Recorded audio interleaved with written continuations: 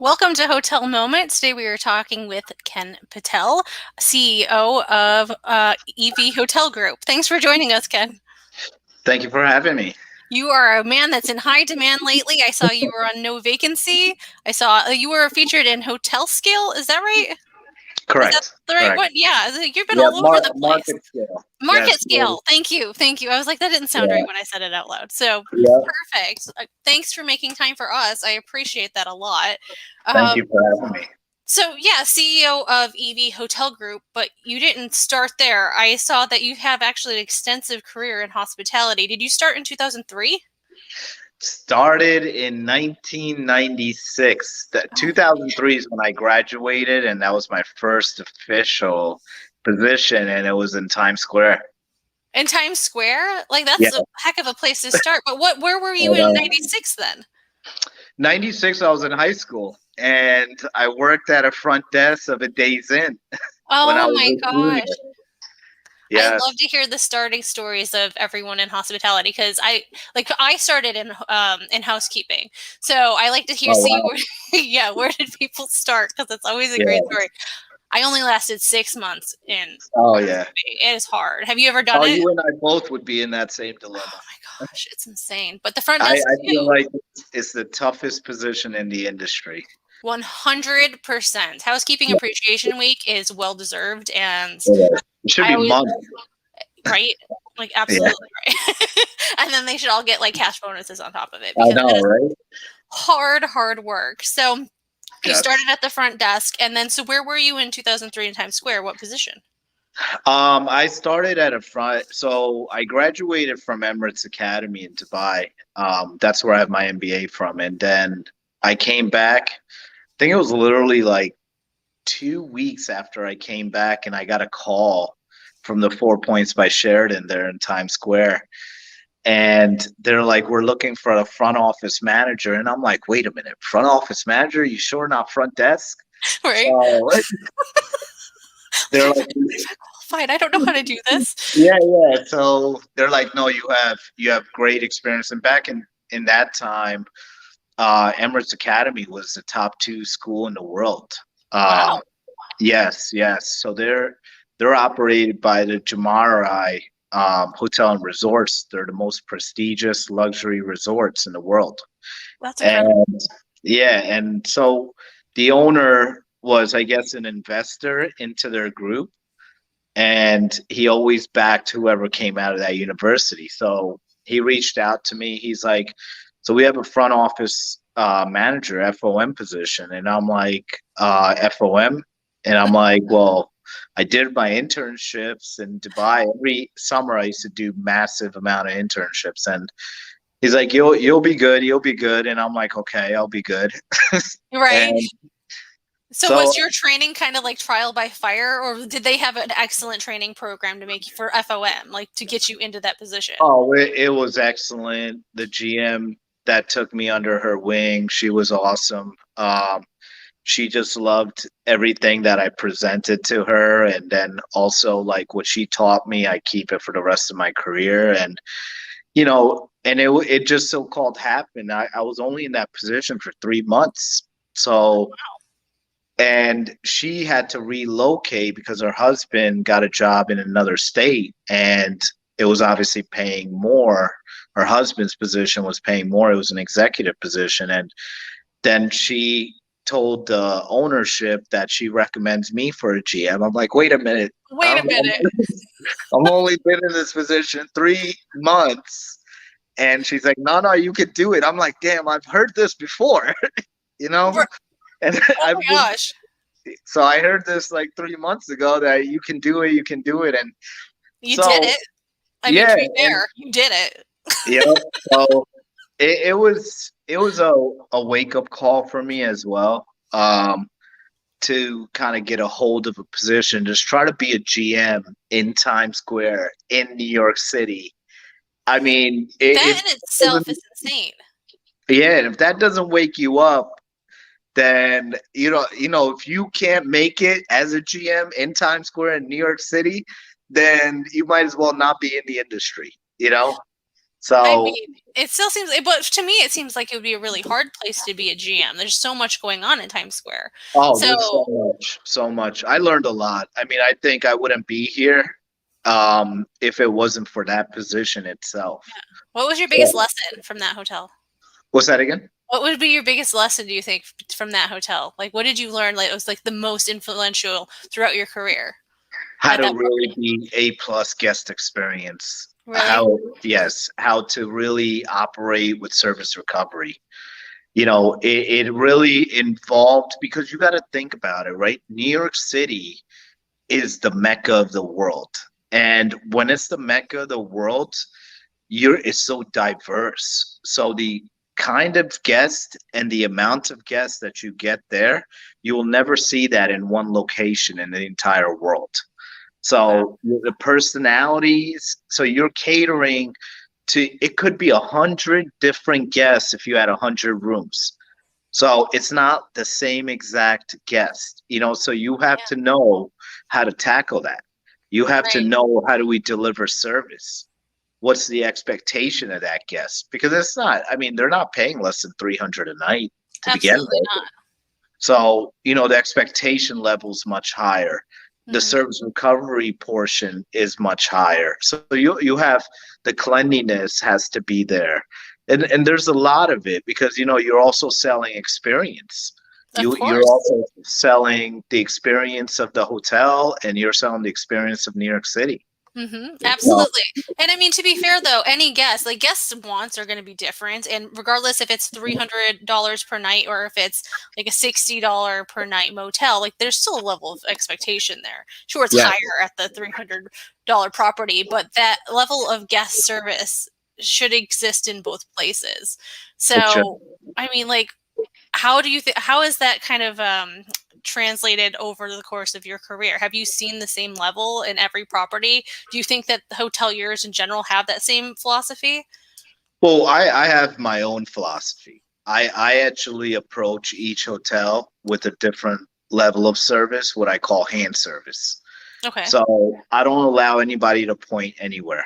So we don't allow any pointing, you know, and Nice. I learned that from my Dubai days, where hand service is the most critical component, right? That's why when you go to a hotel, they hand you the bottle of water, they hand you the bag of goodies. So I always felt the hand service is much better than pointing, you know, and even if they ask you directions, we can take 2 seconds out of our day to guide them to where they need to go. I mean, Or it's to okay. print out the directions if it needs to be printed or something like that, not just being Yeah, like, we have a business center over there. You yeah, know, there. exactly. Yep. Yeah. Just pointing. Everybody always wants to point. Yeah, So we're bad at pointing. We're bad. We're bad I people know. at pointing for sure. I agree entirely. Yeah. Do you think any of that's kind of been lost over this past year? Oh, most definitely. You think Most so? definitely. Yeah. I mean, we've lost this touch on service. We've lost a focus on service. The guests are seeing that you know I've taken and I don't want to really talk too much about myself like that, but you know I've taken hotels that would operate on a guest score of like 60 and the next month we would be 100 with all perfect surveys. But that's just the focus that we need to have. The guests love that. Hmm. If they had an option, and they do have the option, is I'll stay at an Airbnb or I'll stay at a hotel. I pay less at Airbnb, I pay more at a hotel. So now if they pay more, we need to deliver the service. On why this is the reason why they pay more because we're able to give them good service. Why We're do you able think this service has lapsed this last year? Like, what? I mean, obviously, I know obviously we had a pandemic, but Mhm. there should be fewer guests. You would think that the service would increase because you have Right. less guests to manage. That's obviously not the case. So, what do you think is the reason for that? Onboarding, number one. Onboarding? Onboarding, I think implementation. I think we've just kind of just washed away. Like it's almost like a ship in the middle of the ocean that needs to go north, but we went south, you know, and it just happened where we were trending with the focus on onboarding and implementation on service week. Like a lot of the brands were thinking that IAG has a perfect model where they do the service week for the week Hmm. and where they focus on the employees. I think we've just got away from that during this pandemic. The employees just felt like they've been just pushed to the limit. Right. And they've been pushed to that limit where now there's nothing for them to look forward to. It's not, there's no service week. There's no focus on employee engagement. There's been so less employee engagement that the employees just feel like they're a 9 to 5 person, 3 to 11. If they're You lucky, know, I mean, some of these hotels are so short staffed that the GM or what staff members they do have are mhm. pulling 12, 14-hour shifts just because they can't get anyone else to cover. So Yeah, that's what I've been seeing. and it's with what I say is our archaic processes. We've had the same exact process for like 30 years. It's the shift logs, it's whether it's you just name it with these logbooks, with The this, with Red that. Book, I always talk about the Red Yeah, Book. Nobody knows what I'm talking about in my current company with the Red Book, but yeah. the Oh, Red I Book. know. Trust me, I know. I mean, that Oh red my book gosh. is it's a famous book, and I always tell people throw that thing out. You know Throw what it I mean? away. We don't even need it. And No. I just felt like these processes caught up to us. Hmm. They finally caught up to us because we weren't being efficient. And then during the pandemic, we are still asking employees to do that, right? Yeah. It was okay pre-COVID because nobody said anything. But when you're putting more of a workload and then you still accept the fact that they need to get that done, Hmm. I mean, it's too much to ask. It's It too much is. to ask. Yeah. And already, I think that a lot of the positions in hotels, I mean, I've worked the front desk. I know that you have to wear many hats when you work in a hotel. So the level of expectation and what you're going to do in your job has always been high. And now with being short staffed, I think it's just become too much. So business is coming back, like occupancy is Yeah. increasing again. And from what I'm seeing just in different Facebook groups and on LinkedIn, people are having a hard time hiring. So Yeah. what do you think is going to happen with the increase in occupancy with in short being short staffed? Like, Well, I mean, number one is it's not that it's people are having a hard time finding employees. yeah. It's that employees don't want to work in hospitality. Oh, that's They pain. don't they don't want to work in hospitality because they're like, I could go work at Amazon for whether it's 17, $18 an hour. I understand it's a little bit of labor. I have to do production in a production line, but I'm not getting the same thing day in, day out. One day I might clean 12 rooms, the next day I'm cleaning 30 rooms. Yeah. Or I'm working a 3 to 11 shift. Now I have to do a double because nobody came after me. So you have these processes that no one's actually been able to solve. They haven't came up with that solution, and it's been problematical for 10 years, 12 Yeah. years. So it's Completely in agree the with you. long run. So, so And I mean, this probably translates into what you do now. So, yes. I mean, like, how did EV Hotel Group come about? Like, tell me more about it because I don't really know. So it's a very unique way it came about. Okay. So 6 months ago, I was in a I was in a very high paying position. Um, and my employer at that time was pretty much saying they kind of gave me hints. They're like, we're not making money. I'm like, no, no, you are making money. I see It's right it. here. It's like I see it Yeah. right here, though. I'm like, you are making money. And I knew the goal, what was happening, what they wanted to do. They didn't want to pay the guy that's been in the industry well over six-figure salaries to close to whether it's 200,000 or whatever the amount was, and they rather pay the other guy that is just walked into a position into from a GM to another role, and they want to promote him to another role, and they could save 100,000. And they're like, we have to have you take a lesser role. I'm like, I don't mean to be obnoxious, but do you see my resume? I mean, you're actually asking me to take this lesser role that makes absolutely no sense to me. Um, They're but asking the guy with the experience in how to make this work correctly to sit yeah, back and watch the more junior guy yeah. figure it out for the first time. That's what it sounds like Well, to me. yeah, yeah. And I was like, look, this is not going to work out. Let's just have a happy ending. And it's not going to work out. And I kind of just washed my hands. They washed their hands, and they hired me to start a full service division for them. And fortunately, it didn't work out. And it's just I don't burn any bridges, so You it's to the can. point that I just told them, you know what, good luck to you, and I hope good luck to this guy that you feel like is going to work out for you. He's only been past the GM for 2 months. I hope him the best of luck, but you're putting him into a fire, So, it kind of went that way. And then before that, so I moved from New York City to Georgia in 2018. Okay. And the vision was the creation of Evie Human. And Evie Human would be the world's first ever all-in-one software for hospitality. So as from 2018 to even all the way to September of COVID, I was still writing up the development phases. Hmm. So because I wanted to kind of venture and know, but what COVID did was drew up my development phase into another level. It just blew it up like into another level. So, and right around like where when I left that position, or I hope people ask me, did you leave or did you walk out? Or I said, I They said, all want to know the story. They all want you to spill the tea. I know. I'm just like, I don't even know. It's just, I made a decision and I felt like I always tell this to people. If it doesn't feel right, don't stay, Right.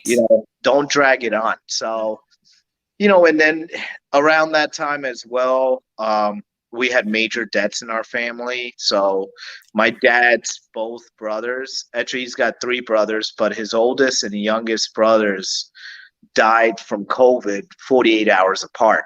Oh my gosh. And yeah, so that happened. And then I think it was after his second brother passed, the following day, my dad fell down the stairs and broke his arm. So, It's been a rough year. Well, a rough oh, 6 months. That's all happened in 6 months. yeah, all in actually that from my position to the debts was all in the same month. So Talk about resilience. I mean, like, yeah, how do you cope with that? How do you get through something like that? I mean that wasn't even the end of it. Is you look for guidance through people in this industry, and Yeah. I mean I have a lot of great people, big network, but there were certain people that were just not responsive. Like they felt like I don't want to even talk to you now that you're not working, and I'm like. you Wow. know, it just made me think about what kind of people are out there, you know? And, but then my best friend for 25 years, we've known each other since high school and we're still best friends. He owns a big hedge fund in New York City. And, he told me when I was making my move from New York City to Georgia, he's like, Ken, you got to do something on your own. It's like, look at what you do and look at these companies out there. They can't even do it to the level that you do it. And why are you doing these things for them? So he gave me a lot of motivation at when September and October was there. And he's like, if I do what I do and the size of my company, where we're one of the most prominent companies on Wall Street, and he's like, you're more than capable of doing what you do in your industry. He's like, Wow. ever since I've known you, you've turned hotels around, you've done this, you've done that. So he was that lifting, motivational person that you sometimes need. The true friend. Um, yeah, true Yeah. friend. And that's where, I rolled out with the plan. I had a lot of things I had to think about for almost 2 months. And then December, is when Evie Hotel Group was born.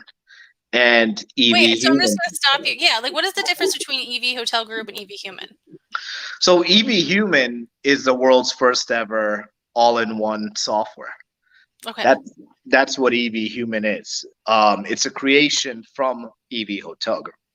Oh, okay. Okay, Yes. So yeah, so that's where both of those sides were born because the EV Hotel Group is the full boat hospitality management, great. and EV Human is your all-in-one software for hospitality and rental space. Perfect. That's amazing. That's incredible. So, I mean, I guess what's next then? Like, what do you guys have coming up? Well, we have the phase one to be completed in June. So phase one is already completed in June. That's where we're going to roll it out. We have close to, I think, right now it's about 200 hotels. Oh, wow. Yeah, Congratulations. thank Because you you. just, like, this hasn't been that long. I want to point No, that out. It's been mm, like 5 months? Six 5 months. months? Yeah, yeah. We're expecting 1,000 hotels in probably the next 3 to 4 months. Congratulations, Um, Matt. That's amazing. yeah, right now we're the fastest growing hospitality company in the world because not only are we delivering software, we're Yeah. also going to be managing these hotels. So Yeah. we're the first ever company in the world that can guarantee a 42% and over on GOP and Wow. deliver in under 20% on the labor. So we already have a staffing solution. We have our own staffing company within EV as well. So that's where they would control the entire task force. So no hotel would be ever without a single member You're in of the. such high demand right now. I was just talking about how people were having trouble hiring. Like, you're just like, but wait a minute. You raise your hand. You're like, I got this. Like, Yeah, basically hold my beer. But yeah, that's incredible. That's yeah. incredible. Yeah, I can see why people would be like flocking to you right now. Yeah, I mean, we've spent $2 million just on market studies, right? Yeah. We've interviewed over 14,000 guests. We've done over 20,000 surveys. We've got with, I think it was 12,000 hotels. Hmm. I've done a panel with the top 10 tech companies in the world, the traveling guest. So where they travel, corporate guests, where I've asked them, I said, what do you want the most? Yeah. What do you feel that you need? And they felt like everything's an inconvenience. They said, why do we need to wait in line at a hotel when I can actually check into my airline 24 hours prior and go straight to the security get checkpoint, That's right? so true. And So and true. that's kind of what we've done with our first phase of EV Human is all guest facing technology. Phase two is all back off for operations, and phase three is all analytics. Phase four is all the full service hotels and resorts. Wow. And that includes autonomous valet service. If you have LiDAR technology, you can call your car right up to the vestibule. So there's a lot of components, but I've always said this: when a disruption needs to happen in this industry, it has to be from somebody that's an insider, Yeah. right? Just because we have so many archaic systems and processes. I mean, you look at every PMS that we have, and I'm speaking when we talk about the brands, right? The PMSs are all old. The processes are all old. I mean, there's no. Well, then It's how are like, you getting through to these GMs and these owners to implement your new technology, I guess? Because it's still the same idea. Like, this is the way we've always done it. So do yeah. you think just the disruption has been enough to get them to kind of see the error in Well, the ways? I think, it really falls into my network. The amount of people that I know throughout the world, whether it's in Italy, Europe, Germany, Ireland, India, Singapore, Thailand. It's through my whole network that they know I've introduced technology since 2012. Hmm. But that's through different vendors, right? I Right. found different vendors to be useful. and I've kind of let people in my network know about it. I'm like, go get this. This is going to be useful for your hotel. So now they know I'm doing something. They're just flocking to it because of the fact that they know that I know technology, I know operations, I know development. So, and that's kind of what I've done. I've made things so seamless. So whether we talk about mobile check-in, whether we talk about a service recovery portion, whether we talk about how guests were leaving tips in the rooms that we solved, how we had a communication, because we have the world's first ever social media platform where the guests can communicate with the employee of the Oh, hotel. nice. Yeah, so now the guests will be able to know who the laundry attendant is. The That's guests great. will be able to reach out to the laundry attendant. Put a So face to like the department, like yeah, humanize I, it a little I bit. feel, we always talk about employee engagement, but I did a combination of an employee and a guest engagement. Now that the guest feels that, okay, they do know who's on the clock, they do know who's there. Why shouldn't they ever know who's there? We're Right. not hiding anything. Right. Now we're making a personalized experience, right? Agreed. We're also creating an avenue now to take it to the new hospitality. I mean, I'm so glad you did not call me one thing because I was getting so tired of every show I do. Everybody calls me the Elon Musk of hospitality.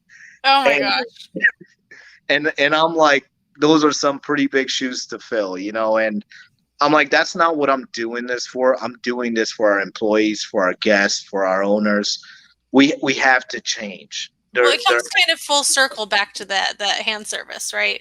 You learned Mhm. this getting into hospitality and you Right. know it worked and your experience and like you said, like something like this takes someone on the inside. It does, and my hat goes off to everybody that's done software and hospitality. I know it's not easy; it's very tough. But it also comes down to that the softwares that we do have, they focus on one focal item, right? Hmm. Where we wanted to focus on the entire picture because I see the struggle, right? Hmm. And it's not even technology.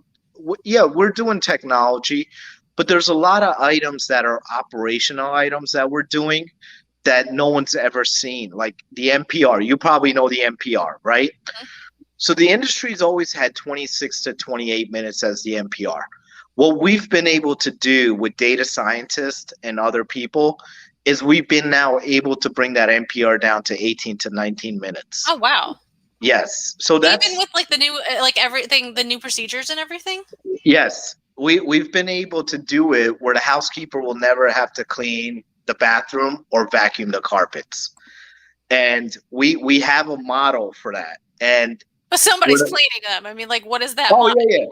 Like, Where somebody is cleaning it. Somebody's definitely cleaning it. And now we've taken the front desk from being the captain of the ship, hmm. where all the items that we're doing is a more focus on the guests now, Right. where every employee is going to focus more on the guests and giving them less task. So they have a less task driven system.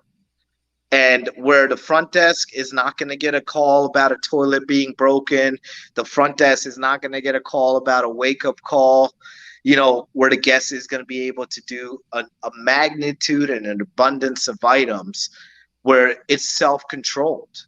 Yeah, give It's, the power back to the guest. It's their stay. Let them have more power over their stay.